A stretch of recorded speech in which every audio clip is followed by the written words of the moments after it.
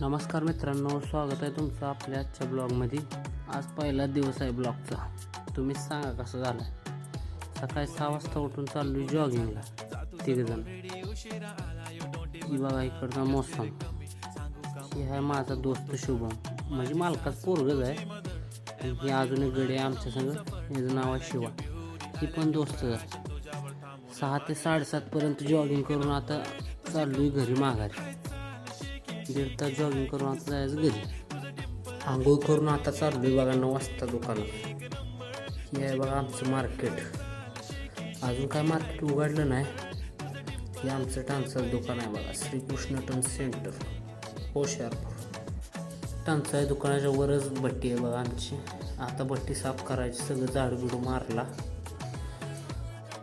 तर गिरायक आलं बघा। आता गिरायक करायला लागलो। गिरायक करून खाली गेलो बघा खालच्या दुकानात। खालच्या दुकानात पण गिरायक चालू होतं। खुर्ची बसलेलं तुम्हाला माहितीच आहे, शुभम आहे। आणि ते अलीकडे बसले ते आहे बघा मालकाचं पोर। दुकानात गिरायक चालूच आहे बघा, तवर हे आलं बघा। त्याचं नाव आहे सुब्रदा, बंगाली कारीगर आहे। सकाळ सकाळी आलं तर कामानिमित्त दुकानात। सुब्रदाचं काम झालं तर ह्यांचा विषय चालू झाला बघा दोघांचा।